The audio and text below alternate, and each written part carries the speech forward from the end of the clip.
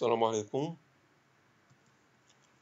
Bienvenue dans cette vidéo qui traite la caractérisation séquentielle de la fermeture.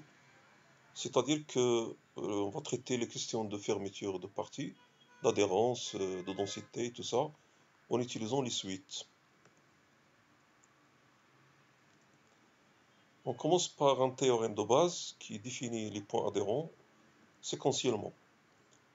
Donc l'énoncé a une partie de E, X appartient à E, alors X est un point adhérent à A si seulement si il existe une suite AN à valeur dans A telle que limite de AN égale à X. Il faut souligner ici l'importance de AN à valeur dans A.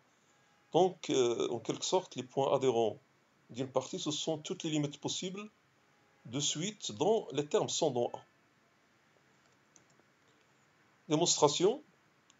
Donc, on démontre le sens direct. Si X appartient à A bar, par définition, pour tout rayon, pour tout R positif, la boule BXR inter A est différente du vide.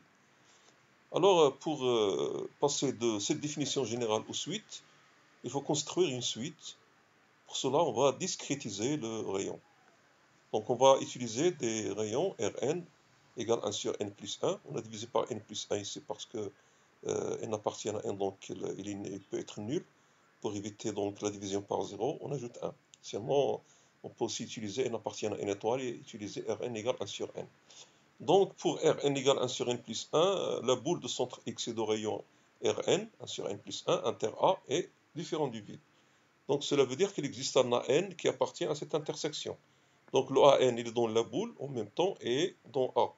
C'est-à-dire, il réalise AN appartient à A, et X moins AN inférieur ou égal à 1 sur n plus 1. On a donc construit une suite à valeur dans A, et qui converge vers X, parce que, grâce à cette inégalité.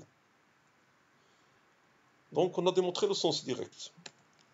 Réciproquement, si je prends X dans E, tel qu'il existe une suite à valeur dans A, qui converge vers X, on va utiliser la définition de convergence d'une suite.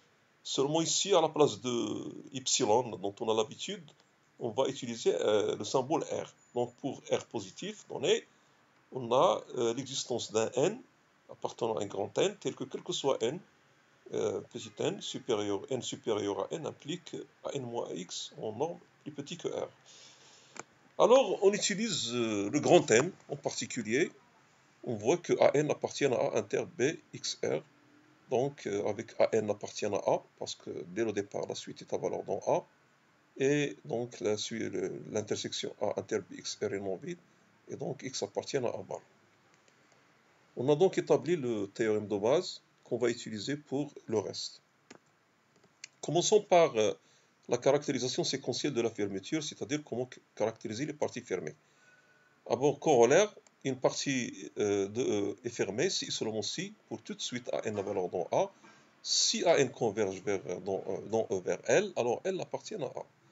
Donc, la méthode pour démontrer qu'une partie est fermée, c'est de prendre une suite quelconque AN, on suppose qu'elle converge vers L, et on démontre que L appartient à A.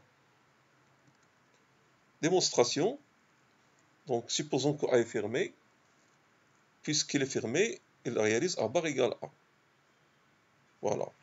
Donc, si on prend une suite AN à valeur dans A qui converge vers L, appartenant à E, d'après le théorème de base, le L est dans A bar. D'accord? L est dans A bar. Mais A bar égale à A, donc L est dans A. Réciproquement, si on suppose que pour toute suite qui converge vers L, le L reste dans A, ben cela exprime tout simplement que A bar est inclus dans A. Parce que si on prend un élément qui est dans A bar, il est limite d'une suite à valeur dans A. Il est limite d'une suite à valeur dans A. Mais cette limite-là, elle doit rester dans A. Donc si on prend L appartenant à A bar, le L reste dans A. Donc on a montré que A bar est inclus dans A. Or, A est inclus dans A bar, c'est connu, donc A égale A bar. Donc A est fermé. On passe maintenant à la caractérisation séquentielle de la densité. Donc on prend deux parties A et B. A inclus dans B, A est dense dans B, si et seulement si tout élément B de grande B est limite d'une suite AN valeur dans A. La démonstration est immédiate parce que A est dense dans B veut dire que B est inclus dans A bar, c'est-à-dire que chaque élément de B est dans A bar. Et par le théorème, cela veut dire que chaque élément de B est limite d'une suite à valeur dans A. Voici des exemples. On commence par l'exemple 1. Dans R2, on considère la partie A est égale xy appartenant à R de tel que x carré plus y carré supérieur ou égal à 5. Donc si on veut représenter cette partie, ça va être l'extérieur du disque de centre l'origine et de rayon racine de 5, y compris le cercle. On va démontrer que c'est une partie fermée de R2. Alors pour ce faire, on va prendre une suite AN à valeur dans A, telle que AN converge vers L dans R2. On commence par noter les éléments de A. On est dans R2, donc on va les noter AN est égal xn, yn. La même chose pour L est dans R2, donc on la note L est égal alpha bêta. La suite AN est à valeur dans AN. On revient vers la définition de A, c'est l'ensemble des xy dans R2 tel que x carré plus y carré supérieur ou égal à 5. Donc on aura xn au carré plus yn au carré supérieur ou égal à 5. Par ailleurs, la définition de la convergence, limite de AN égale à L, d'après ce qu'on a vu à propos des espaces vectoriels normés produits, est égale à alpha bêta, c'est seulement si la limite de chaque projection, la limite de xn est égale à alpha, la limite de yn est égale à bêta. Puisqu'on a ces limites-là, on peut passer ici à la limite, on va avoir donc alpha au carré plus bêta au carré est supérieur ou égal à 5. Donc c'est le passage à la limite dans cette relation xn carré plus yn au carré supérieur ou égal à 5 avec xn tend vers alpha et yn tend vers bêta. Donc L est égal à alpha bêta, réalise L appartient à A d'après la définition de A. Donc la définition de A c'est x carré plus y carré supérieur ou égal à 5. Donc on a terminé la démonstration de la fermeture de A. Exemple 2, on prend E, c'est l'ensemble des fonctions continues de 0,1 vers R, minus de la convergence minus de la norme de la convergence uniforme, c'est-à-dire la norme infinie. La norme infinie d'un élément, c'est le sup de f de t lorsque t décrit 0,1.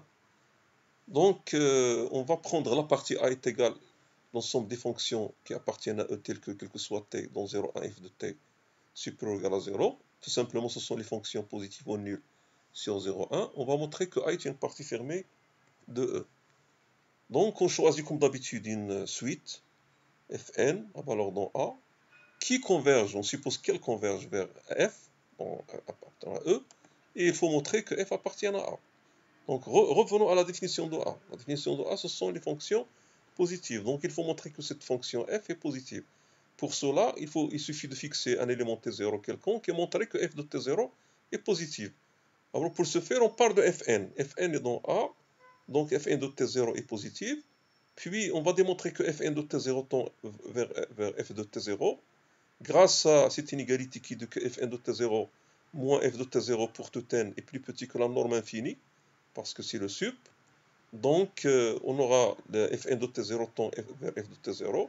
Fn de T0 c'est une suite à valeur positive, donc la limite reste positive. Donc on a prouvé que F de T0 est positif. Bien entendu, la limite de Fn moins F, la norme infinie égale à 0, parce qu'on a supposé que Fn tend vers F dans E. E étant minus de la norme infinie, donc on a cette limite qui est égale à 0, ce qui a permis de dire que Fn de T0 tend vers F de T0. Donc on a prouvé que F de T0 est supérieur à 0, T0 étant arbitrairement choisi au départ.